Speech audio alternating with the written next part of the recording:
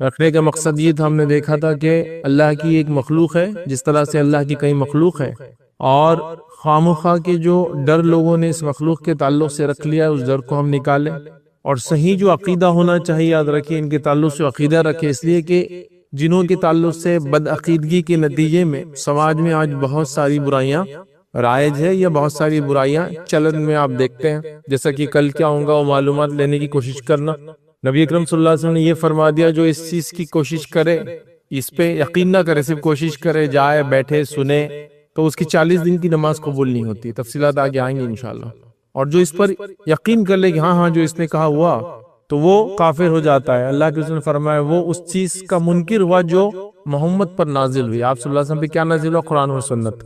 تو لہٰذا یہ ایک سیریس اور سنجیدہ میٹر ہوتا ہے ادھر کی، اور لا علمی کے نتیجے میں اور رزق میں کمی ہو گئی، بس ہم اس کے پیچھے لگے کہ جن اور جادو کا کچھ نہ کچھ اس میں دخل ہوگا۔ بیماری ایسی ہو گئی جو ختم نہیں ہو رہی، ہاں اس میں بھی کچھ نہ کچھ جن اور جادو کا ہوگا۔ اور ایک مختلف جس کو کہیں گے ایک انداز سے لوگوں نے اس چیز کو ایک ہوا بنا دیا، اور بہت ساری بدعقیدیاں پھر ہم سماج میں دیکھ رہے ہیں، اس کی وجہ سے پھیلتی جا رہی ہے اور آگے بھی بڑھیں گے۔ ہم نے اسی وجہ سے اس ٹاپک کو سیلیکٹ کیا تاکہ ہم اس کے تعلق سے صحیح عقیدہ جانیں، اور بدعقیدگی سے، برائی سے، خرابیوں سے بچ کر اپنے آپ کو، اپنے اطراف کے لوگوں کو، اپنے سماج کو صحیح عقیدہ، صحیح بات کیا ہے بتانے کی کوشش کریں۔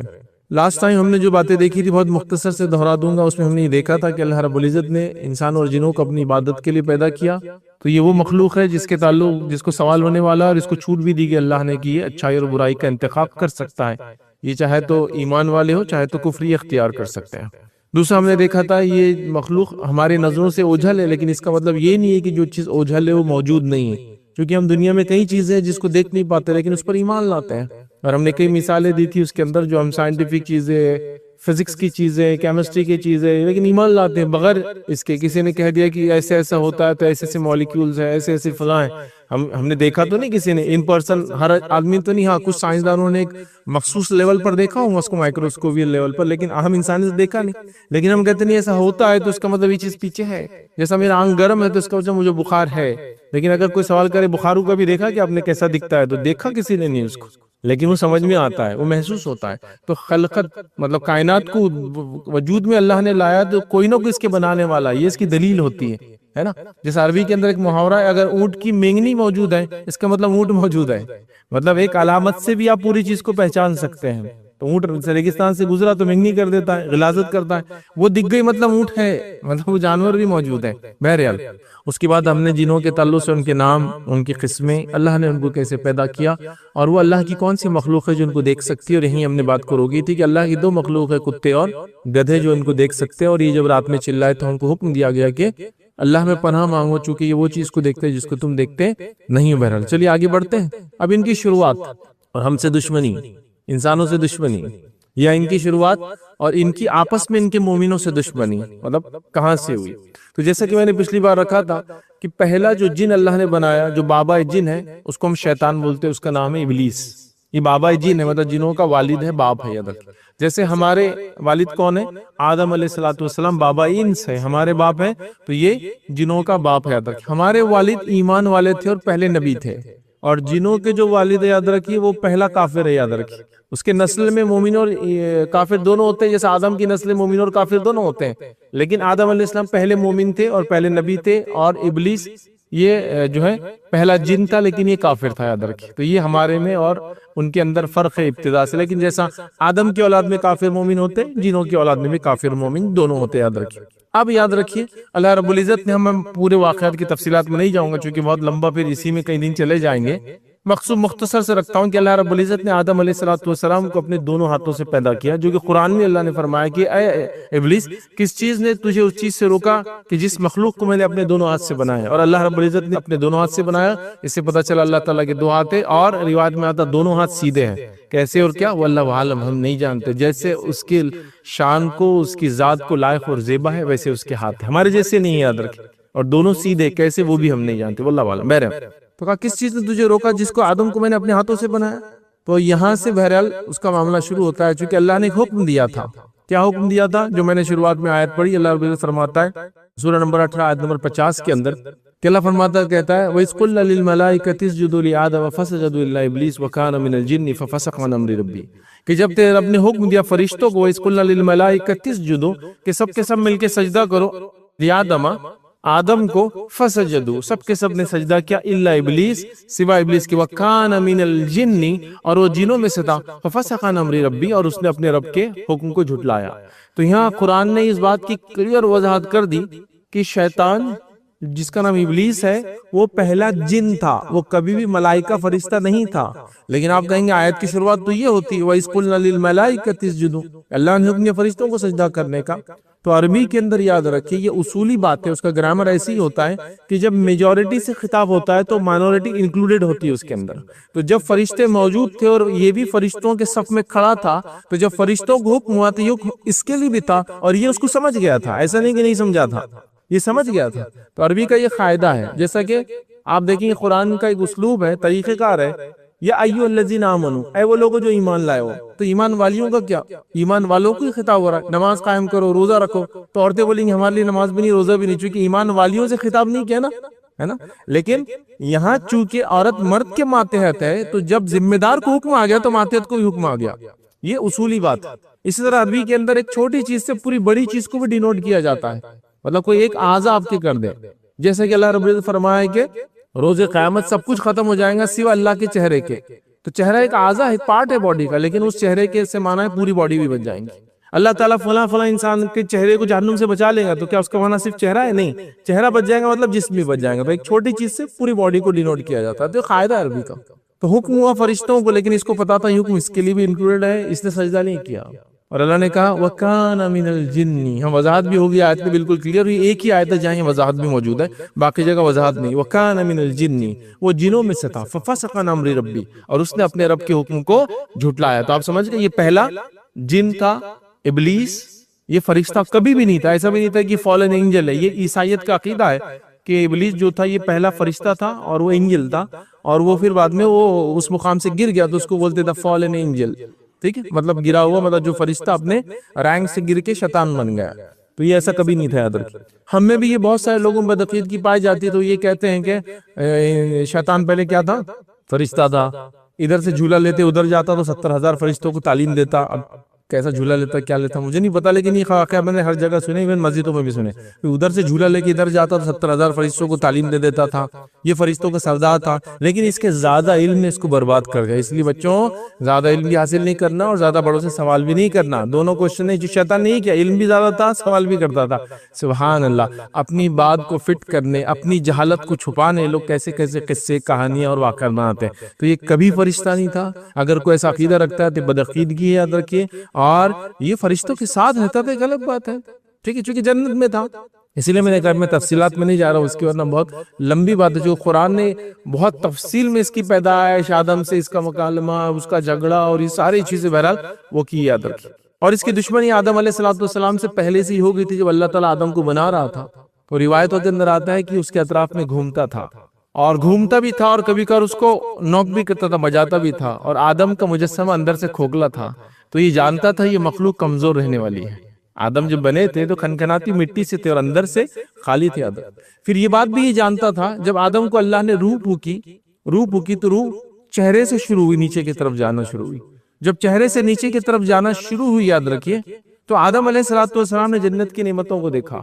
جب جنت کی نعمتوں کو دیکھا، پیر تو بنے نہیں تھے، ابھی اس میں جان نہیں آئی تھی، وہیں ہلچل شروع کر دی. تو شیطان کو یہ بھی پتا تھا یہ جلد باز بھی ہو، زیادہ کھوکھلا بھی ہے، جلد باز بھی ہے. اس کی کمزوریاں یاد رکھیں.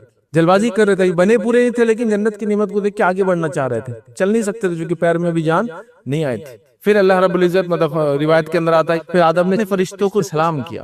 اور یہ تمہاری مخلوق، تمہارے آنے والی جنریشنز کا بھی یہی کلام ہوں گے، ایک دوسرے سے سلام کرنا اور جواب دینا.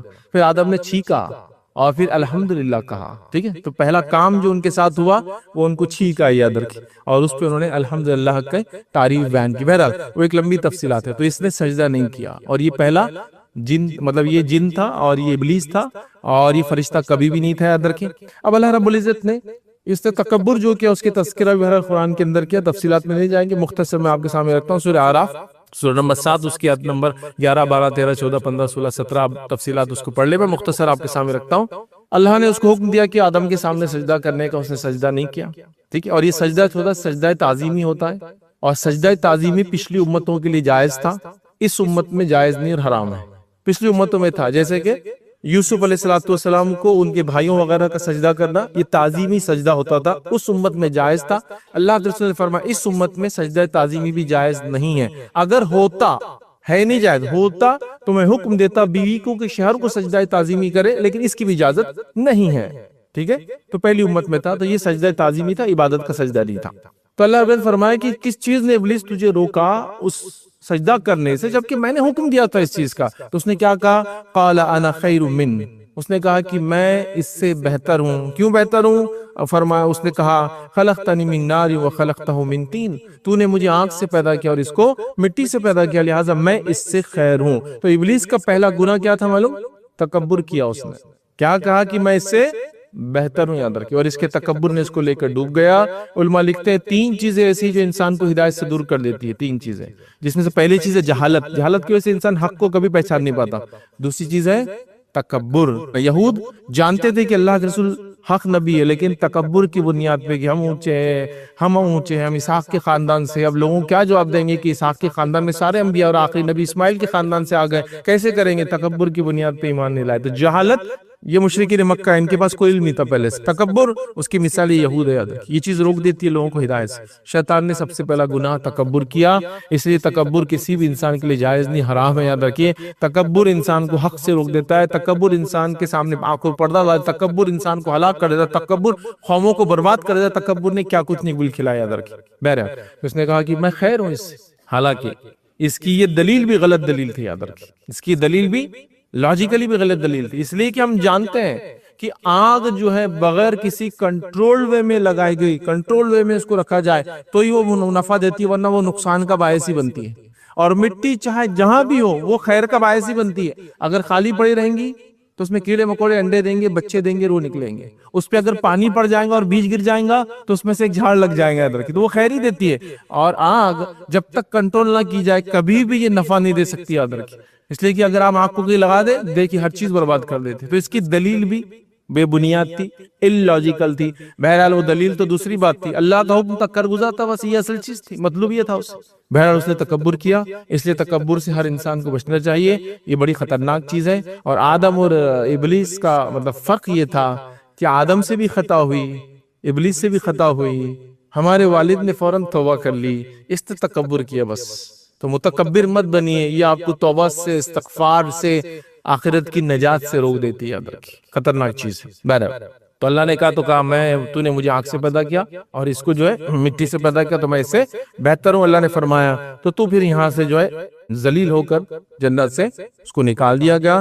اس نے پھر وہاں ایک چیز کہی، اللہ رب العزت نے جو ہے قرآن کے نقل کی آیت نمبر 14 کے اندر سورہ اعراف کی. اللہ نے فرمایا قال انذرنی الی یوم یبعثون. حدیثوں میں 2 اور 3 کی بھی الفاظ ہیں، تو ان کو اگر ملا لیا جائے تو عموماً میں 15 سے 20 کے قریب انشاءاللہ جیسے اعمال آپ کے سامنے گزریں گے آج، جو نبی اکرم صلی اللہ علیہ وسلم کی زبان سے یا قرآن میں آئے کہ یہ عمل کر لے انشاءاللہ تو انسان جہنم سے نجات پا جائیں گا، اس دردناک جگہ سے اپنے نفس کو انشاءاللہ عزیز بچا پائیں گا. اس کا تذکرہ جو ہے احادیث میں اور قرآن میں آتا ہے.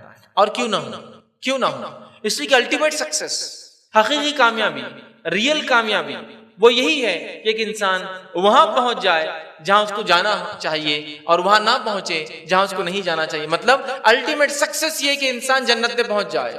اور کیوں نہ ہو اس کی سب سے چھوٹی نعمت بھی، مطلب سب سے چھوٹی جنت ایک نعمت ہے، تو سب سے چھوٹی جنت جس شخص کو ملیں گی اس کے تعلق سے آتا ہے کہ صحیح مسلم کی روایت میں وہ آخر میں پہنچا ہوں گا اور اس کو پتا ہوگا میرے بعد کوئی نہیں آنے والا ہے، لاسٹ. جب وہ آئے گا تو اس کو ایک شک ہوگا، کیونکہ انسان کی ذہنیت بڑی چھوٹی ہوتی ہے، یاد رکھیے وہ نہیں سمجھتا، تو اس کو تھوڑا سا ڈاؤٹ ہوگا کہ وہ جب اندر آئیں گا تو فرشتوں سے پوچھیں گا کوئی جگہ وگہ باقی ہے کیا، کیونکہ لوگ تو آکوپائی کر چکے، پہلے سے آ چکے ہیں نا، میں تو بہت لاسٹ میں آ رہا ہوں. تو اللہ تعالیٰ اس سے پوچھیں گا کیا چاہیے تجھے، چل تو لاسٹ آیا، پوچھ بھی رہا ہے، شک ہے کہ جگہ ہے کیا چاہیے وہ بول دیں میں دے دیتا ہوں. تو اللہ تعالیٰ سوال کریں گا، بندہ نہیں سمجھ پائیں گا اس کو کیا بولے، چونکہ ہم تو 20-30 کے پلاٹوں میں پریشان رہتے ہیں. سب سے چھوٹی کوانٹٹی ہوتی ہے نا، کوئی خراب چیز نہیں ہے لیکن ایک مثال دینے کے لیے، چونکہ اتنا ہی لے لے تو ایک سکسس کامیابی ہوتی ہے کہ انسان کے لیے کہ خود کا گھر، زمین کا ایک چھوٹا خطہ میرے نام ہو جائے، جو کم از کم بانڈ پہ تو مل جاتا ہے، رجسٹری نہ بھی ہوتا 25/35. تو بندہ کہیں گا کہ جواب نہیں ہوگا تو اللہ تعالیٰ کہیں گا کیا دنیا میں جو سب سے چھوٹی سلطنت تھی اتنی دے دو؟ بولیں گا یہ تو ہو گیا، وہ تو سوچ ہی نہیں رہا، اس کو سمجھ نہیں آ رہا، وہ تو سوچ رہا جگہ ہی یہ نہیں ہے. دنیا کی جو سب سے بڑی سلطنت تھی، دنیا کی سب سے بڑی سلطنت جو تھی، کیا اتنی جگہ دے دوں؟ تو کہیں گے اچھا یہ تو بہت ہو گیا، مطلب اس کے ایکسپیکٹیشن کم تھے. تو اللہ کہیں گا جا، میں نے دنیا کے 10 گنا برابر کی جنت تجھے دے دی، اور یہ سب سے چھوٹی جنت ہے، لیسٹ. دنیا ارتھ جو ہماری ہے اس کے 10 ٹائمز جو ہوں گی وہ سب سے لیسٹ کوانٹٹی، سب سے آخری والے کو ملیں گے. لیکن یہ توحید پرست ہوں گے یاد رکھیے، مشرکین کے لیے اور کافروں کے لیے جنت نہیں یاد رکھیے، چاہے وہ کتنے ہی اچھے اعمال کریں. بہرحال تو جنت سے ہم آئے ہیں، وہی ہمارا ٹھکانہ ہے اور وہی حقیقی کامیابی ہے. اور اللہ رب العزت نے اسی بات کو یوں بیان کیا قرآن کے اندر، جو آیت میں نے آپ کے سامنے رکھی، سورہ آل عمران سورہ نمبر 3 آیت نمبر جو ہے 185 کا وہ حصہ تھا جو میں نے آپ کے سامنے پڑھا. اللہ رب العزت فرماتا ہے فَمَنْ زُحْزِحَ عَنِ النَّارِ وَأُدْخِلَ الْجَنَّةَ، اور جو جہنم کی آنکھ سے بچا لیا گیا اور جنت میں داخل ہو گیا، تو اللہ فرماتا ہے فقط فاز، تو یقیناً وہ کامیاب ہو گیا، سکسیسفل. جو جہنم کی آنکھ سے بچا لیا گیا اور جنت میں داخل ہو گیا، بس وہ کامیاب ہو گیا. تو یہ الٹیمیٹ سکسیس ہے. تو کیوں نہ ہو، ہم کیوں نہ اس جہنم کی آنکھ سے بچے جو اتنی خطرناک ہے، اور کیوں نہ اس مقام پہ جائے جس کے تعلق سے اللہ کہہ رہا فقط فاز، تو وہ کامیاب ہے جو جنت چلا گیا. تو جنت ہی حقیقی کامیابی ہے. تو دنیا کی کہیں یہ چمک دمک ہمیں یہ نہ سوچنے پہ مجبور کرے کہ شاید دنیا میں بھی کوئی کامیابی ہے. دنیا میں کوئی کامیابی نہیں آتی. ہو سکتا ہے دنیا کے وہ لوگ جن کو ہم نے سب سے رسوا کیا، جس کو سب سے غریب خلاص سمجھا، جس کو ہم نے بیکار سمجھا، جس کو کسی لائق نہ سمجھا، جس کو فالتو سمجھا، جس کو یہ سمجھا کہ یہ لوگ دنیا میں کیوں ہیں، ہو سکتا ہے وہ بڑے بڑے مینشنز، بڑے بڑے مقامات اور محلات میں جنت میں ہوں گے، اور ہم صرف دیکھتے رہیں گے ان کے مقامات کو. اور حدیث میں آتا ہے ایک مقام سے دوسرا مقام ستارے کی مانند دور ہوں گا، اتنے دور دور ہوں گے ایک سے دوسرا مقام. تو بہرحال یہ حقیقی کامیابی، ریئل سکسیس ہے کہ ایک انسان جہنم سے بچا لیا جائے اور جنت میں ڈال دیا جائے. بھائی وہ اسباب کیا ہے، وہ کیا اعمال ہے جو مجھے اور آپ کو کرنا ہوں گے کہ ہم اس جنت میں چلے جائیں جس کی سب سے چھوٹی بھی دنیا سے 10 گنا بڑی ہے، یا ایک روایت میں دنیا کی سب سے بڑی سلطنت کا 10 گنا بڑی ہے. بہرحال جو بھی ہے اس میں ہم کیسے جائیں، اور اس جہنم جیسی ہولناکی سے ہم کیسے بچ جائیں جس سے سب کو گزرنا ہے. یاد رکھیے جائیں گے سب نہیں، لیکن گزرنا سب کو ہے. پیش کی جائیں گی جہنم، یاد رکھیے تو گزرنا ہے، لیکن جائیں گے سب نہیں انشاءاللہ. مومن ایمان والے جنہوں نے اعمال کیے ہوں گے، ایمان میں کمزوری نہ ہوگی، پھر اعمال کے اعتبار سے بہت تھوڑے اعمال کیے ہوں گے، انشاءاللہ وہ بھی آخرت میں سزا بھگت کر جائیں گے. تو وہ کیا عمل ہے، جن اعمال کو، یا وہ کیا ڈیڈز ہے جن کو اگر میں کر لوں، اپنا لوں انشاءاللہ، تو میں جہنم سے بچ جاؤں گا انشاءاللہ، اور اللہ تعالیٰ مجھے جنت میں ڈال دیں گا. اس کے کنڈیشنز، شرائط میں نہیں رکھ رہا ہوں، چونکہ شرائط ایمان ہونا یہ ساری چیزیں ہم صرف وہ اعمال کے تذکرہ انشاءاللہ جیسے یہاں کریں گے. تو آئیے سب سے پہلا وہ عمل جو جنت میں جانے کی وجہ بنے گا، سب سے اہم وجہ بنے گا، یاد رکھیے جو سب سے بڑا جو ہے ریزن جس کو ہم کہیں گے وہ ہوگا، وہ ہے توحید. ایک انسان کا ایک رب کو ماننے والا ہونا، اسی پہ زندگی اس نے گزاری اور اسی پر اس کی موت آئی ہو، یا کم از کم مرا اس پر ہو سکتا ہے زندگی کسی بھی طریقے سے گزاری ہو، لیکن مرنے سے پہلے اس نے حق کو پہچان لیا، رب کو پہچان لیا، توحید کو جان لیا، ایک اللہ کو مان لیا اور اسی کے مطابق عمل کیا، انشاءاللہ عزیز وہ چلا جائے گا. خالص توحید. پھر عمل کے اعتبار سے اگر کمزور رہا تو بھی انشاءاللہ چانسز گلوریس ہے، بہت امکانات ہے کہ جنت میں کبھی نہ کبھی سزا بھگت کر جائیں گا. لیکن اگر اس میں گڑبڑ ہو گئی تو اعمال کے اعتبار سے ڈھیروں اعمال ہو، وہ کوئی عمل ایک بھی کام نہیں آئیں گا اگر اس میں کوئی کمزوری ہو جائے تو یہ سب سے بڑی وجہ ہے لوگوں کی جنت میں جانے کے لیے. یہی وہ دعوت تھی جو سارے انبیاء آدم علیہ السلام سے لے کر محمد صلی اللہ علیہ وسلم تک لے کر آئے. ان کے احکامات شریعت کے بدلے ہیں، مسائل بدلے ہیں، توحید اور عقیدہ کبھی نہیں بدلا ہے. وہ پہلے دن سے لے کر آج تک اور قیامت تک وہی رہنے والا ہے. یہ وہ عقیدہ ہے جس کے اوپر سب کو رہنا ضروری ہے، اور جن اور انس کو اس پر رہنا ہے اور اس کے مطابق عمل کرنا، چونکہ دو اختیاری مخلوق ہے، چاہے تو مانے چاہے تو انکار کرتے ہیں. تو لہٰذا توحید سب سے بڑی وجہ ہے، سب سے اہم کاز ہے، سب سے اہم ریزن ہے، سب سے بڑی چیز ہے جس کی بنیاد پر انشاءاللہ عزیز لوگ جنت میں جائیں گے اور جہنم سے محفوظ کر لیے جائیں گے. ٹھیک ہے، تو توحید یہ سب سے بڑی چیز ہے. صحیح مسلم کی حدیث ہے، عبادہ بن صامت رضی اللہ عنہ اس کے راوی فرماتے اور کہتے ہیں کہ رسول اللہ صلی اللہ علیہ وسلم کو انہوں نے کہتے ہوئے سنا، جو آدمی یہ گواہی دے کہ اللہ تعالیٰ کے سوا کوئی معبود برحق نہیں اور محمد صلی اللہ علیہ وسلم اس کے رسول ہیں، تو اس پر اللہ تعالیٰ نے جہنم کو حرام کر دیا ہے. جو شخص اس چیز کی گواہی دے کہ اللہ کے سوا کوئی معبود برحق نہیں، جو اس کی گواہی دے کہ محمد صلی اللہ علیہ وسلم اس کے بندے اور رسول ہے، تو پھر وہ شخص انشاءاللہ عزیز اس پر جہنم حرام کر دی گئی. مطلب وہ جہنم میں نہیں جائیں گا، وہ جنت میں داخل ہوں گا. سمجھ میں آئی بات؟ تو کتنی اہم چیز یاد رکھی توحید. اسی طرح جو ہے ایک دوسری روایت میں آتا ہے جو کہ صحیح مسلم کی روایت ہے، نبی اکرم صلی اللہ علیہ وسلم فرماتے ہیں جس شخص کی موت اس حالت میں آئے کہ وہ اللہ کے ساتھ کسی کو شریک نہ ٹھہراتا ہو. ایک تو ہوا جو گزرا اس پر، لیکن اب ہے خاص طور سے، اس لیے کہ بہت سارے لوگ ہوتے ہیں جن کو توحید کا علم نہیں ہوتا اور بہت ساری مرتبہ جب توحید کی تذکرے ہوتے ہیں، توحید کی بات ہوتی ہے، تو بہت سارے لوگ بولتے ہیں یہ کچھ تو نئے ٹاپک لاتے ہیں ہر بار، یہ توحید کیا ہے، کبھی سننے میں نہیں آ رہا۔ دوسری باتیں ہم نے کافی سنی، توحید سب سے اہم ٹاپک ہے، یہ وہ لفظ تھا۔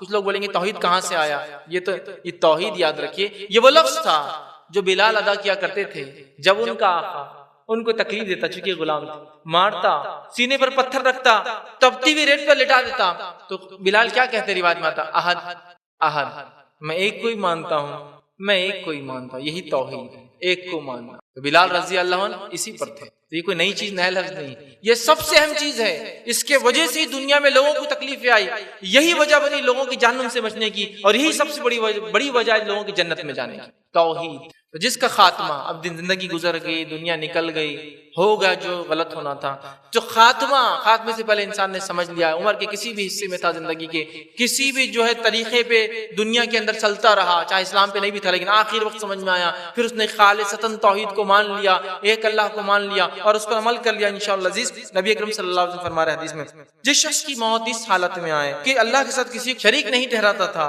وہ جنت میں داخل ہوں گا، اور جس آدمی کی موت اس حالت میں آئے کہ وہ اللہ کے ساتھ شریک ٹھہراتا تھا، وہ جہنم میں داخل ہوں گا۔ تو جہنم سے بچنے کی وجہ اللہ تعالیٰ کی توحید یاد رکھی، اور اس کی توحید کی الٹ کیا چیز ہوتی ہے، شرک۔ شرک توحید کی ضد ہے، اپوزٹ ہے، جیسا آپ بولتے ہیں نا ڈے، پھر اس کا اپوزٹ نائٹ ہوتا ہے، گڈ اس کا اپوزٹ بیڈ ہوتا ہے، اچھا کا برا، اور جو ہے کالے رنگ کا جو ہے سفید رنگ ہوتا ہے، تو یہ اپوزٹ ضد ہے اس کی، وہ ہے شرک۔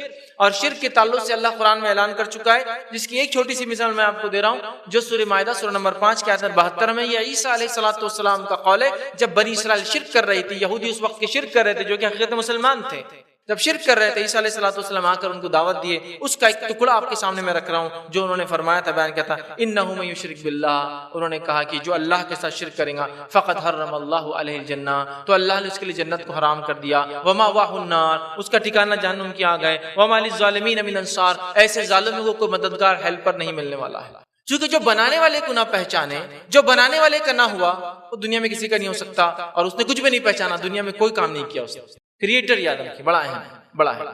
پہلی چیز جو جہنم سے بچنے کا انشاءاللہ سبب بنے گی وہ توحید ہے۔ دوسرا عمل جو جہنم سے بچنے کی وجہ بنے گا انشاءاللہ العزیز، وہ عمل ہے اخلاص۔ اخلاص، خالص کر دینا، اردو زبان کا بھی بالکل کامنلی یوز لفظ ہے، خالص دودھ، خالص شہد، ہے نا، خالص اخلاص، پاک کر دینا، صاف کر دینا، کسی چیز کے اندر سے اس کی برائی، اس کے اپوزٹ چیزوں کو نکال کے وہ اوریجنیلٹی پر ہے نا، وہ اخلاص ہے۔ خالص سونے کا بنا ہوا زیور، مطلب اس میں کوئی مکس نہیں ہے، اس کے اندر اس کی مضبوطی کے لیے پیتل بھی نہیں ڈالا گیا۔ خالص، اخلاص، مطلب کوئی کام بندہ کرے تو اخلاص کے ساتھ کرے، یاد رکھیے۔ تو اخلاص کا معنی کیا ہوتا ہے کہ ہر عبادت کو خالصتاً اللہ تعالیٰ کی رضا کے لیے سر انجام دیا جائے۔ نماز، روزہ، زکوٰۃ، حج، قربانیاں، لین دین، معاملات، سب خالص اللہ کے لیے کہ میرا رب دیکھ رہا ہے اور مجھے جواب دینا ہے، اور ہر عمل اللہ اس لیے کرتا ہوں کہ تیری رضا حاصل ہو جائے اور مجھے اس چیز کا عمل ملے۔ نیکی کروں بھی تو یہی، اور گناہ سے اپنے آپ کو دور کروں بھی تو اخلاص کے ساتھ۔ اس لیے میں نیکی کر رہا ہوں، نماز پڑھ رہا ہوں اخلاص کے ساتھ۔ اگر میں شراب پیتا تھا اور اب چھوڑ رہا ہوں تو اس لیے چھوڑوں کہ اللہ کے لیے، اس لیے نہیں کہ بیٹیاں بڑی ہوگی، شادی ہوں گی نہیں، رشتے نہیں، اس لیے چھوڑ رہا ہوں، اس کا اجر نہیں ملے گا۔ تو خالصتاً نیکی کرنے کا بھی اجر اور خالصتاً گناہ کو چھوڑنے کا بھی اجر ہے۔ تو خالص اخلاص کے ساتھ کیا گیا عمل بڑا اہم ہے، یاد رکھیے۔ صحیح بخاری کی روایت ہے، نبی اکرم صلی اللہ علیہ وسلم فرمایا، کہا جو بندہ قیامت کے روز اللہ تعالیٰ سے اس حالت میں ملیں گا کہ اس نے خالصتاً اللہ کو راضی کرنے کے لیے کہا تھا کہ اللہ کے سوا کوئی معبود برحق نہیں، تو اللہ تعالیٰ نے اس پر جہنم کی آنکھ کو حرام کر دیا ہے۔ جو شخص دنیا کے اندر خالصتاً اس نے یہ کہا ہوگا اخلاص کے ساتھ، لوگوں کو بتانے کے لیے نہیں، منافقین کی جیسا نہیں، ٹھیک ہے، یا کچھ مال دولت روپیہ پیسہ ہڑپنے کے لیے نہیں، مسلمانوں کو اپنی طرف اٹریکٹ کرنے کے لیے نہیں، بلکہ اس نے صرف خالصتاً اللہ کے لیے کہا ہوگا، لا الہ الا اللہ، نہیں کوئی معبود برحق سوا اللہ کے، تو اللہ کے رسول صلی اللہ علیہ وسلم فرما رہے ہیں خالصتاً اگر یہ کہوں گا تو اللہ تعالیٰ نے جہنم اس پر حرام کر دیے۔ تو اخلاص، توحید، اخلاص، یہ یوں کہوں توحید بھی اخلاص کے ساتھ اور تمام اعمال اخلاص کے ساتھ، چونکہ اخلاص بڑی اہم چیز ہے۔ صحیح مسلم کی روایت ہم سب جانتے ہیں، ابو ہریرہ رضی اللہ عنہ جس کی راوی وہ فرماتے ہیں کہ جہنم 3 لوگوں سے دہکائی جائیں گی۔ جہنم جو سٹارٹ ہوں گی، جو 3 لوگ سب سے پہلے ڈالے جائیں گے، وہ کون ہوں گے؟ اس روایت کو ہم سمجھ لیں تو میں سمجھتا ہوں ہر کام انشاءاللہ اخلاص سے کریں گے۔ اس میں الفاظ جہنم میں سب سے پہلے جو شخص ڈالا جائے گا، جس سے بھڑکائی جائیں گی، وہ 3 لوگوں میں سے پہلا ہوں گا جو شہید تھا۔ دوسرا ہوگا جو عالم دین تھا، یہ ایک میں الفاظ ہے، وہ قاری تھا، اور تیسرا وہ مالدار تھا جو مال خرچ کرتا تھا، فیاض تھا، سقی تھا، خرچ کرتا تھا۔ لیکن تینوں نے شہید اس لیے شہید ہوا کہ نام ہو، لوگ نام لے میرے نام کے ساتھ لگا شہید۔ مالدار اس لیے پیسہ خرچ کرتا تھا، لوگ تعریف کرے کہ فلاں صاحب نے مسجد بنا دی، مدرسہ بنا دیا، یہ بنا دیا۔ اور تیسرا وہ علم جس نے حاصل کیا، اس نے علم اس لیے حاصل کیا تھا تاکہ لوگ تعریف کریں کہ ماشاءاللہ کتنا اچھا علم ہے، اور دنیا میں ان کو وہ مل چکا ہوگا جو انہوں نے چاہا تھا، اور انہیں ریا کیا، اخلاص کے خلاف عمل کیا، مطلب دکھاوے کے لیے کیا، خالص اللہ کے لیے نہیں کیا، نتیجتاً جہنم میں تینوں کو منہ کی بل گھسیٹ کے پھینکا جائے گا۔ اور اللہ ان سے سوال کریں گے جب نعمتوں کا، مال دیا تھا کیا کیا، کہیں گے اللہ تیرے راہ میں خرچ کیا، اللہ کہیں گے جھوٹ کہا۔ عقل دی تھی بندے کیا کیا، اللہ تیرے دین کا علم حاصل کیا، اللہ کہیں گے جھوٹ کہا، تو نے تو نام کے لیے کیا۔ اللہ کہیں گے تو نے کیا کیا، تجھے جسم طاقت دی تھی، وہ کہیں گے اللہ شہید ہوا، اللہ کہیں گے جھوٹ کہا، تو نے تو نام کے لیے۔ لہٰذا کوئی بھی کام کیجئے چھوٹے سے چھوٹا کیجئے اخلاص کے ساتھ، چھوٹے سے چھوٹا۔ یقیناً کس کا اخلاص کیا ہے ہم نہیں بول سکتے، نہیں بول سکتے، لیکن جو بھی کرے ایک بندہ وہ اخلاص کے ساتھ کرے کہ مجھے کسی کو دکھانا نہیں اور کسی سے کوئی ایکسپیکٹیشن نہیں ہے، میں صرف یہ کام اللہ کے لیے کرتا ہوں کہ میرا رب اس کا مجھے بدلہ دے، باقی دنیا سے مجھے کوئی سروکار اور لینا دینا نہیں۔ تو دوسری وجہ جو جہنم سے آزادی کی ملیں گی، خالصتاً توحید، مطلب خالص مخلص ہو کر اعمال کرنا، چاہے عمل کتنا ہی چھوٹا ہو، اور اخلاص کے خلاف ریا ہوتا ہے، دکھاوا ہوتا ہے۔ تیسرا عمل جس کے کرنے سے انشاءاللہ عزیز جو جہنم سے ہم نجات پا سکتے، بچ سکتے ہیں، وہ یہ ہے کہ ہم اللہ سے دعا کرے ہمیشہ کہ اللہ مجھے جہنم میں نہ ڈالے، اور جنت کا ہمیشہ اللہ سے سوال کرے، جنت کو مانگے اور جہنم سے نجات مانگے۔ اس لیے کہ اللہ رب العزت نے قرآن میں اپنے بندوں کی ایک صفت بیان کی، وہ صفت اس طرح سے اللہ تعالیٰ نے بیان کی۔ آیت یوں ہے جو کہ سورہ فرقان سورہ نمبر 25 کی آیت نمبر 65 اور 66 ہے، جس میں اللہ فرماتا اور کہتا ہے الذین یقولون ربنا اصرف عنا عذاب جہنم ان عذاب کان غراما۔ مومن عباد الرحمن کی ایک صفت قرآن بیان کر رہا ہے، وہ کیا ہے سنیے، وہ یہ ہے، اور جو یہ دعا کرتے ہیں کہ ہمارے رب ہمیں دوزخ کے عذاب سے نجات دے، یقیناً دوزخ کا عذاب بڑا چپکنے والا ہے، لپٹنے والا ہے، چمٹنے والا ہے، گھیر لینے والا ہے۔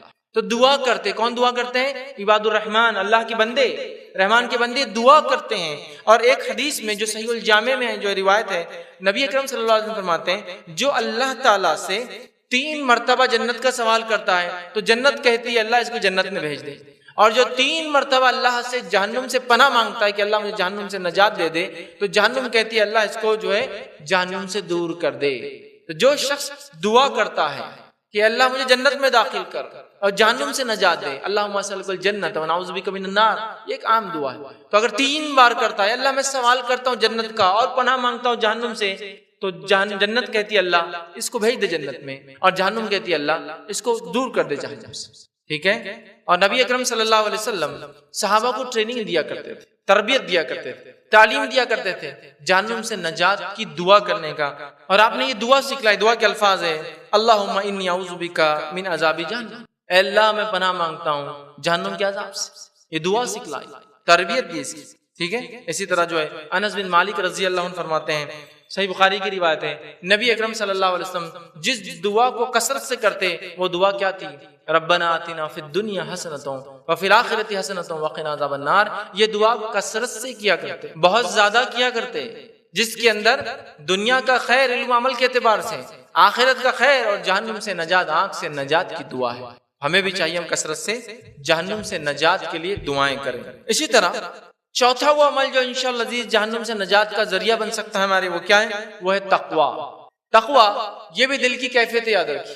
تقویٰ کسے کہتے ہیں؟ آئیے، تقوی سے مراد اللہ تعالیٰ کا ڈر ہے، اور نافرمانی سے پرہیز کرنا، اور برائیوں اور گناہوں سے بچنا، اپنے دامن کو بچانا، یہ تقویٰ ہے۔ مطلب ایک انسان گناہوں اور معصیت سے بچتا ہے چونکہ اللہ کا ڈر رکھتا ہے، اس کا تقویٰ رکھتا ہے، یاد رکھیے۔ تو یہ تقویٰ یاد رکھیے کہ ہم کسی گناہ کو اللہ تعالیٰ کے لیے جو ہے چھوڑے، ہم گناہوں سے بچے اس لیے کہ ہم ڈرتے ہیں کہ اللہ تعالیٰ ایک عذاب دینے والا ایک دن آئے گا، حساب و کتاب ہوگا۔ تقویٰ یاد رکھیے بڑی اہم چیز ہے۔ اللہ رب العزت نے سورہ مریم سورہ نمبر 19 آیت نمبر 71 اور 72 نے فرمایا کہا اور تم میں سے کوئی نہیں جس کا جہنم پر گزر نہ ہوگا، مطلب ہر انسان کو جہنم پر پیش کیا جائے گا، یہ طے شدہ بات ہے جو آپ کے رب کے ذمے ہے، پھر ہم پرہیزگاروں کو تو بچا لیں گے، یہاں لفظ متقین کو بچا لیں گے، ہر آدمی جہنم پر پیش کیا جانے والا ہے، ہر آدمی کوئی بھی ہو۔ اللہ فرما رہا ہے ہم ان کو بچا لیں گے جو پرہیزگار تھے، متقی تھے، تقوی والے تھے، ان کو بچا لیں گے، اور ظالموں کو اس میں جو ہے گھٹنوں کے بل جو ہے اٹھا کر جو ہے پھینک دیا جائے گا، یا گھٹنوں کے بل جو ہے گرا دیا جائے گا یا چھوڑ دیا جائے گا۔ تو یہاں تقوی کا لفظ ہے کہ تقوی والوں کو تو بچا لیں گے، دوسروں کو اللہ نہیں بچائیں گا۔ تو تقوی بڑی اہم چیز ہے، یاد رکھیے ہمیں شدید ضرورت ہے کہ اپنے نفس میں ہم تقوی پیدا کریں، اللہ کے ڈر کی وجہ سے ہم گناہوں اور معصیتوں سے بچیں۔ جامع ترمذی کی روایت ہے، ابو ہریرہ رضی اللہ عنہ فرماتے اور کہتے ہیں کہ رسول اللہ صلی اللہ علیہ وسلم سے پوچھا گیا کہ لوگوں میں سب سے زیادہ لوگ کس چیز کی وجہ سے جنت میں جائیں گے، مطلب لوگ کس چیز کی بنیاد پہ سب سے زیادہ جنت میں جائیں گے؟ تو نبی اکرم صلی اللہ علیہ وسلم نے فرمایا کہا کہ جو ہے اللہ کا تقوی اور حسن الخلق، اچھے اخلاق، یہ دو چیزیں جنت میں سب سے جانے کی وجہ بننے والی سب سے زیادہ کون سی چیزیں؟ اللہ کا تقوی اور اچھے اخلاق۔ تقوی یاد رکھیے آ گیا۔ پھر آگے پوچھا گیا کون سی وجہ سب سے زیادہ بنے گی جہنم میں جانے کی، کون سا عمل سب سے زیادہ یا کس چیز سے سب سے زیادہ جہنم میں جائیں گے؟ تو فرمایا منہ اور شرمگاہ کی وجہ سے سب سے زیادہ لوگ جہنم میں جائیں گے، اور تقوی اور اچھے اخلاق سے سب سے زیادہ لوگ جنت میں جائیں گے۔ ٹھیک ہے، تو تقوی بڑی اہم چیز یاد رکھیے، ہمیں تقوی اپنے نفس میں پیدا کرنا چاہیے، اور وہ تب ہوں گی جب ہم کتاب و سنت کا علم حاصل کریں، اور تقوی جب حاصل ہوگا جب کتاب و سنت کا علم حاصل کرے، اور اس کے بعد نبی اکرم صلی اللہ علیہ وسلم کی سیرت دیکھیں، آپ کس طرح سے تقوی اختیار کرتے تھے، صحابہ کی زندگیاں پڑھیں کیسے انہوں نے تقوی اختیار کیا، کیسے ان کی دل کی دنیا تبدیل ہوئی۔ یاد رکھیے یہ بڑی افسوس کی بات ہے، ہم لوگ ایمان والا ہونے کا دعویٰ کرتے ہیں لیکن دل کی دنیا وہی ہے جیسی کی ویسی اندھیری والی۔ پھر بات ہو رہی تمام چیزوں کی، تقوی کی آج بہت شدید ضرورت ہے۔ پانچواں وہ عمل جس کی وجہ سے لوگ جہنم سے بچیں گے انشاءاللہ، وہ روزہ رکھنا ہے۔ روزہ رکھنا ہے۔ سنن نسائی کی اور سنن ابن ماجہ کی روایت ہے، رسول اللہ صلی اللہ علیہ وسلم نے ارشاد فرمایا اور کہا کہ روزہ جہنم کی آنکھ سے ڈھال ہے، جیسا کہ تم میں سے کوئی جنگ میں جاتا ہے تو اپنے آپ کو ڈھال سے بچاتا ہے۔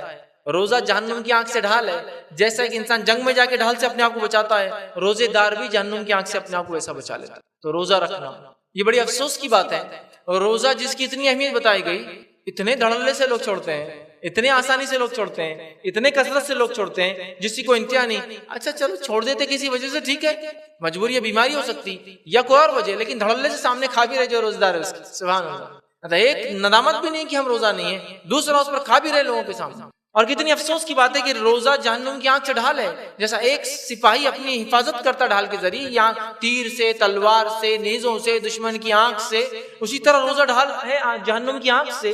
یہ معلوم ہونے کے باوجود بھی ہم دھڑلے سے چھوڑ رہے ہیں، اور اتنے چھوٹی چھوٹی چیزوں کی بنیاد پر چھوڑ رہے ہیں کہ جس کی کوئی انتہا نہیں۔ کچھ لوگ روزہ اس لیے چھوڑ رہے ہیں کہ ان کی عادتوں نے ان کو مجبور کر رکھا ہے، ان کی لتوں نے ان کو مجبور کر رکھا ہے۔ کیوں پالتے ہو ایسی لتیں جو آپ کو، ایسی عادتیں اور اطوار کی جو آپ کو ایک فریضے سے نہیں، اپنے کو یہ کھائے بغیر جمتا نہیں، یہ پیے بغیر جمتا نہیں۔ اسی طرح کچھ لوگ روزہ اس لیے چھوڑ رہے ہیں کہ ان کو فیل ہوتا ہے کہ وہ زیادہ کمزور ہو جا رہے ہیں، جبکہ میں کہہ رہا ہوں نا، مشین پہ آپ تول لے اپنے آپ کو، رمضان سے پہلے ویٹ کر لے اور رمضان کے بعد کرے، اتنے پنکچوالٹی سے اور اتنا زیادہ کھاتے الحمدللہ جس کی کوئی انتہا نہیں، ویٹ تو لاس سوال ہی نہیں، ویٹ گین ہو جاتا ہے۔ تو روزہ ہے نا بھائی، روزہ ہے تو شہر میں ڈبل 2 ٹائم کا کھانا ایک ساتھ، روزہ کھولتے افطار کے بعد نماز کے بعد پھر کھانا، اس کے بعد مسجد میں جاتے جاتے تراویح سے پہلے کچھ تو پھر کھا لینا باہر کا، پھر مسجد سے نکالنے کے بعد دوست احباب سے پھر کچھ کھانا، پھر یہ سوچ کے گھر پہ آ کے فریج میں سے بھی کھانا، روزہ ہے نا کل رکھنا، وہ کھانا، پھر شہر میں اٹھ کے کھا رہے ہیں۔ ہیلتھ کانشیس میرا روزہ کمزور کر دے گا، اننیسیسری کانشیسنس، ٹھیک ہے۔ اسی طرح ہم دیکھتے ہیں روزہ چھوڑنے کی وجہ بہت سارے نوجوان چینج چاہتے ہیں، چینج سمجھتے ہیں نا، آج کل چینج کا بڑا ماحول چل رہا ہے، ہر چیز میں چینج چاہیے، ہینڈ سیٹ 2 مہینے بدلنا، چینج ضروری ہے، گاڑی 1 سال میں بدلنا چاہیے، چینج ضروری ہے، ٹھیک ہے۔ تو چینج کا ماحول ہے، تو کچھ لوگ بولتے ہیں 3 دن سے ایک ہی چل رہا روزہ روزہ روزہ، اب چینج ہونا نا 4تھ ڈے، تو آج روزہ چھوڑ دیا میں نے، چینج کے لیے چھوڑ دیا۔ اندازہ لگائیے یہاں جہنم سے ڈھال ہے۔ اچھا کیسی ڈھال ہے؟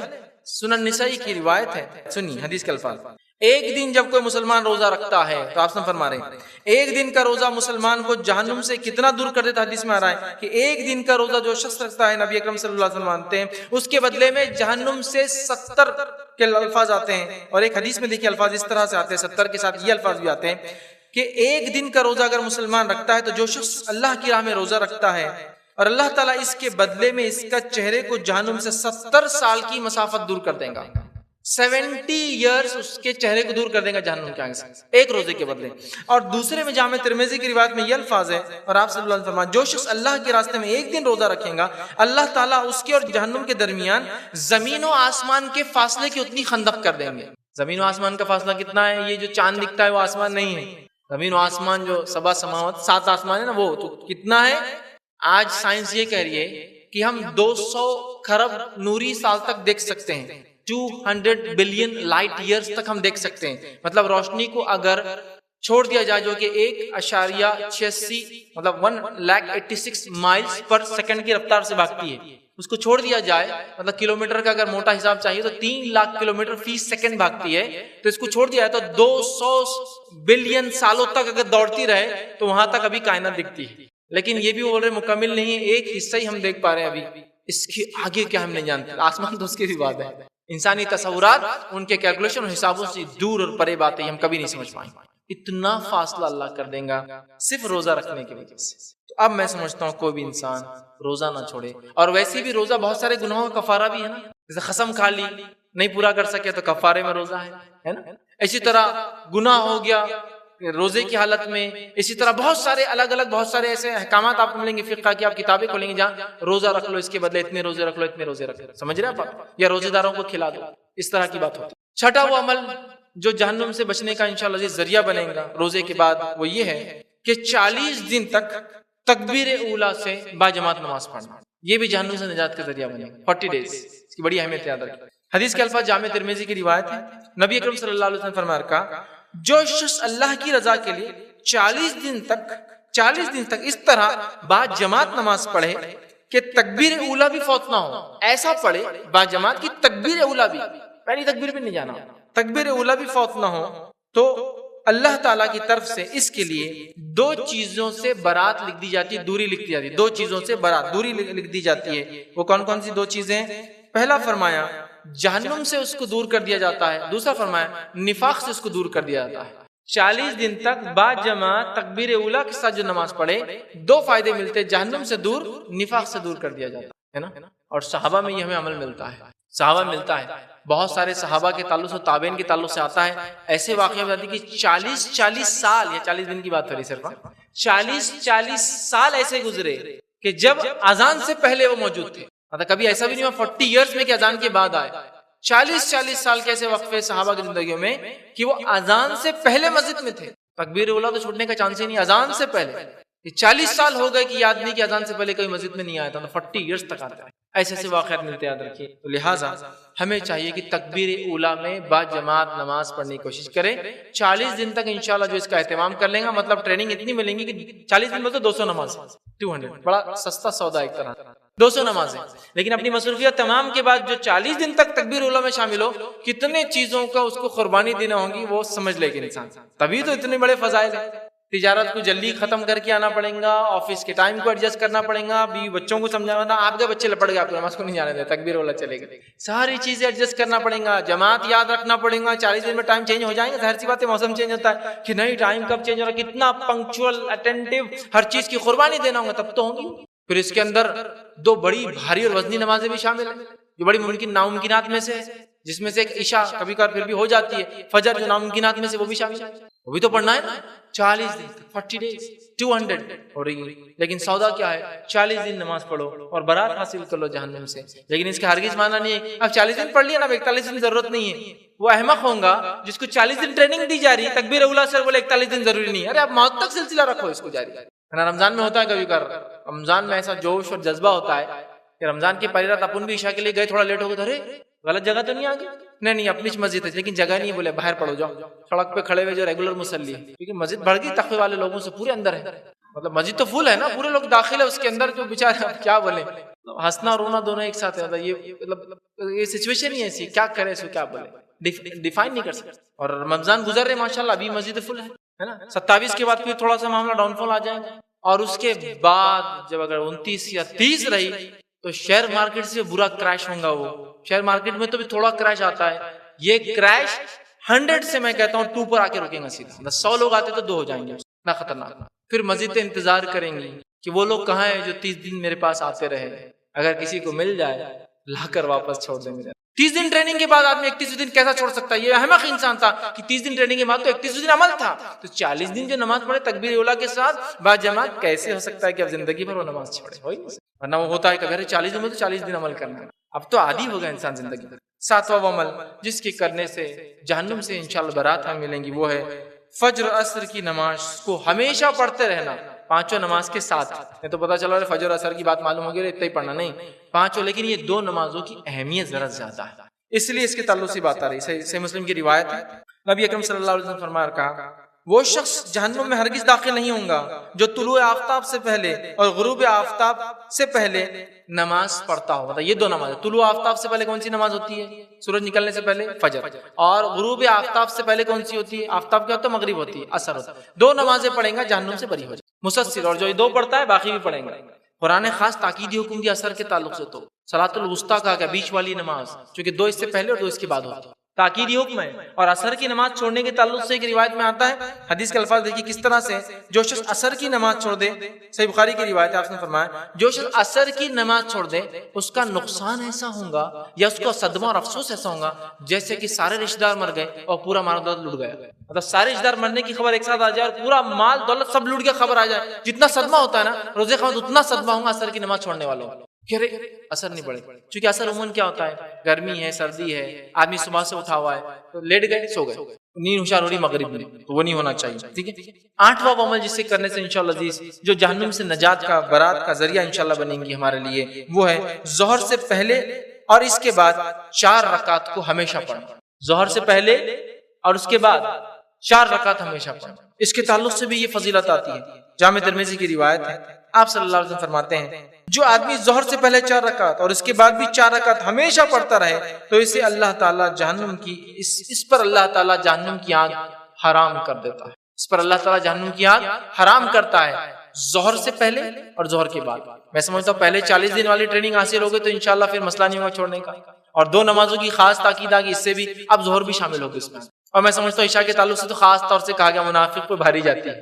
مغرب عموماً ہم سب پڑھ لیتے ہیں، مغرب میں دیکھیے اب عام نمازوں کا رش زیادہ رہتا ہے، عام نمازوں کے مقابلے میں، رمضان کے مقابلے میں تو کچھ بھی نہیں ہے، ٹھیک ہے، لیکن عام اس کے مقابلے میں رش زیادہ رہتا ہے، ٹھیک ہے۔ بہرحال ساری نمازیں اہم ہیں، بہرحال کچھ کے تعلق سے خاص فضیلت، جس میں ایک ظہر کے تعلق سے بات آپ کے سامنے آ گئی، ٹھیک ہے۔ اسی طرح وہ عمل جس کے کرنے سے انشاءاللہ عزیز لوگ جنت میں جائیں گے اور جہنم سے بچا لیے جائیں گے، اس میں سے ایک ہے اللہ کی ڈر کی وجہ سے رونا، اللہ کی ڈر کی وجہ سے رونا۔ ویسے اللہ کی ڈر کی وجہ سے رونا، اس کے فضائل کیا ہے؟ صحیح بخاری اور صحیح مسلم کی روایت متفقہ علیہ روایت ہے، جب عرش کے سائے کے علاوہ کوئی سایہ نہ ہوگا، اس میں 7 لوگ اس سائے کے اندر ہوں گے، ٹھیک ہے، 7 لوگ اس عرش کے سائے میں ہوں گے، ان 7 میں سے ایک ہے وہ شخص جو اللہ کے لیے، وہ آنکھ جو اللہ کے لیے روئی ہو۔ بڑی اہم بات، بڑی اہم بات۔ اور اللہ تعالیٰ 2 خطروں کی بڑی قدر کرتا ہے، ایک جو آنکھ سے اللہ کے لیے نکلا آنسو، اور ایک وہ جو خون اس کے راہ میں بہا۔ 2 خطروں کی بڑی اہمیت ہے، اور 2 نشان کے تعلق سے اس کی بڑی اہمیت ہے۔ ایک نشان جو اللہ کی راہ میں کوشش، جنگ، جہاد اور حق کے لڑنے کے لیے لگا، اور وہ نشان جو نماز کی وجہ سے انسان کے جسم پر آ جاتے ہیں، کبھی سر پہ آتے ہیں، کبھی پیروں پہ آتے ہیں نا، میٹس وغیرہ یا نیچے پڑنے سے آ جاتے ہیں، یہ بڑے اہم، اللہ قدر کرتا ہے نشان۔ صحابہ کی ایک صفت قرآن نے بتائی کہ ان کے سجدوں کے اثر سے تم پہچان لو گے صحابہ کو، چونکہ سجدے کثرت سے کرتے، زمین سے میٹ وغیرہ نرم نہیں ہوتی تھی تو نشان پڑ جاتے تھے چہروں کے سر سے، سمجھ رہے آپ؟ لہٰذا جو ہے وہی اللہ کے لیے رونا یاد رکھیے۔ جامع ترمذی کی روایت ہے، نبی اکرم صلی اللہ علیہ وسلم فرمایا کہا وہ شخص جہنم میں جو ہے نہیں داخل ہوگا جو اللہ کی ڈر کی وجہ سے رویا، وہ شخص جہنم میں داخل نہیں ہوگا جو اللہ کی ڈر کی وجہ سے رویا۔ تو اللہ کی ڈر کی وجہ سے رونا یہ بڑی اہم چیز ہے۔ اسی طرح 10ویں چیز جو جہنم سے بچنے کی انشاءاللہ سبب بنے گی، وجہ بنے گی، وہ وجہ میں سے ایک وجہ اللہ کے راستے میں اپنے قدموں کو غبار آلود کرنا۔ مطلب اللہ کے راستے میں انسان نکلے جس سے اس کے قدم پیر غبار آلود مٹی اس کو لگ جائے۔ اس میں علماء لکھتے ہیں محدثین، ایک تو وہ شامل ہے جو جہاد فی سبیل اللہ کے جائے، حق کے لیے کوشش کرنے کے لیے جائے، حق کے ڈیفنس کے لیے جائے، اور دوسرا وہ ہوتا ہے وہ لوگ اس میں شامل ہیں جو اللہ کے لیے محنت مشقت کرتے جس سے وہ دھول مٹی میں بھر جاتے ہیں، ٹھیک ہے۔ حدیث کے الفاظ سنیے اس طرح سے، جامع ترمذی کی روایت ہے، نبی اکرم صلی اللہ علیہ وسلم فرماتے اور کہتے ہیں جس شخص کے دونوں قدم اللہ کے راستے میں غبار آلود ہوں وہ دونوں جہنم پر حرام ہو جاتے ہیں۔ سمجھ رہے آپ کتنی بڑی فضیلت۔ اسی طرح جو 11ویں چیز بیٹیوں کی پرورش اور تربیت کرنا، یہ بھی جہنم سے نجات کا ذریعہ ہے۔ یہ بڑی افسوس کی بات ہے کہ ہمارے پاس بیٹیوں کی پیدائش کو بڑا برا، نحوست والا، برا مانا جاتا ہے نہیں۔ پریکٹیکلی دیکھا جائے تو ہم دیکھیے لڑکی کی پیدائش ہوئی تو لوگ پریشان ہوتے ہیں، کچھ لوگ تو بیچارے روتے بھی ہیں کہ لڑکی پیدا ہو، حالات ایسے. حالانکہ لڑکے لڑکیاں یہ اللہ کا اختیار ہے کہ اس کو کیا دیتا ہے، یاد رکھیے. تو لہٰذا لڑکیوں کی تربیت اور پرورش، صحیح بخاری اور صحیح مسلم کی روایت ہے، نبی اکرم صلی اللہ علیہ وسلم فرمایا کہا جس شخص کو ان بیٹیوں کی وجہ سے کسی طرح آزمایا جائے، آزمائش میں ڈالا جائے، پھر وہ ان دونوں کو جو اس کے ساتھ اچھائی کرے تو اس کے لیے جہنم سے جو ہے پردہ بن جائیں گی. مطلب جو شخص بیٹیاں، اور ایک واقعہ میں آتا ہے کہ ایک شخص کے پاس 2 لڑکیاں تھیں، تب آپ صلی اللہ علیہ وسلم نے اشارہ کرتے کہا جس کو ان بیٹیوں سے آزمایا جائے اور وہ اس پر صبر کرے اور ان کی تعلیم و تربیت کی اچھائی کرتے رہے تو یہ بیٹیاں جہنم سے پردہ بن جائیں گی، پردہ بن جائیں گی. اسی طرح حضرت عائشہ رضی اللہ عنہا ایک مرتبہ کہتی ہے میرے پاس ایک عورت ہے 2 بچیوں کو لے کے، میں نے 3 کھجور تھے دے دیے، تینوں ان کا 3 ہی کھجور تھے. اس عورت نے دونوں بچیوں کو ایک کھجور دیے اور خود کے لیے ایک رکھا. بات کر رہی تھی، لیٹ ہو گئی، دونوں بچیوں نے کھا لیا. جب اس عورت نے اپنا کھجور لیا تو بچیوں نے مانگ لیا. اس عورت نے بچیوں کی طرف دیکھا، کھجور کے 2 ٹکڑے کیے، دونوں کو دے دیا. یہ بڑے غربت والے حالات تھے یاد رکھیے مدینے کے ابتدا، دونوں کو دے دیے. ماں عائشہ کو بڑا تعجب ہوا کیسا اس عورت نے قربانی دی. جب نبی اکرم صلی اللہ علیہ وسلم نے بیان کیا کہ اللہ کے رسول ایک عورت آئی تھی اس نے ایسا کیا، تب نبی اکرم صلی اللہ علیہ وسلم اس کے تعلق سے فرمایا اور کہا اس کے لیے میں نے یہ بات رسول صلی اللہ علیہ وسلم سے بتائی تو انہوں نے کہا آپ صلی اللہ علیہ وسلم بے شک اللہ تعالیٰ نے اس کے لیے اس کی وجہ سے جنت کو واجب کر دیا ہے. جو بچیوں پہ اس نے قربانی کی خود نہیں کھا کر اس کو بہرحال دیا. اسی طرح 12ویں چیز مسلمان بھائی کی عزت کا دفاع کرنا جب وہ موجود نہ ہو. مسلمان بھائی کی عزت کا دفاع کرنا، اس لیے کہ بہت ساری بار ہم دیکھتے ہیں، بلکہ آج تو ماحول ہے کسی کی بھی عزت اچھال دینا سب سے عام کام ہے. کوئی آدمی ترقی کر رہا ہے وہ جھوٹا ہے، 2 نمبر ہے، چرا کر لا رہا، دھوکہ دیتا، آسانی سے لگا دو اور اس کی بدنامی کر. تو نبی اکرم صلی اللہ علیہ وسلم فرماتے، صحیح الجامع کی روایت ہے، آپ نے فرمایا اور کہا جو شخص اپنے بھائی کی عزت کا غائبانہ دفاع کرتا ہے، وہ ہے نہیں اور کو بڑا ہوا ایسا ہے، اس کا دفاع کرتا ہے کرے تو اللہ پر اس کا یہ حق ہے کہ اسے جہنم سے آزاد کر. جو شخص غائبانے میں اپنے بھائی کا دفاع کرے، مطلب ایک مسلمان کی کوئی برائی بیان کرتا ہے، دوسرا بھائی دفاع کرتا ہے نہیں ایسا نہیں ہے وہ میرا بھائی، تو اللہ تعالیٰ اس کو جہنم سے بری کر دیتا ہے، نجات دے دیتا ہے، بچا لیتا آنکھ سے. 13ویں چیز یاد رکھیں جس عمل کو کرنے سے انسان جہنم سے بچ جاتا ہے اور وہ عمل کرنے سے وہ جو انشاءاللہ جنت کا مستحق بنے گا وہ یہ ہے کہ مسلمان کو آزاد کرانا. مسلمان کو آزاد کرانا. حدیث کے الفاظ سنیے، جامع ترمذی کی روایت ہے جو مسلمان کسی مسلمان کو آزاد کرے تو وہی جہنم سے اس کی خلاصی کا سبب بن جائے. جو مسلمان کسی مسلمان کو آزاد کرے، یہ آزاد غلامی سے بھی ہو سکتا ہے، یہ آزاد جیلوں سے بھی ہو سکتا ہے. آزاد کرے مطلب وہ نظر بند تھا، قید میں تھا یا غلام تھا، آزاد کر دے تو وہ اس کے جو ہے جہنم سے بچنے کا ذریعہ بن جائیں گا.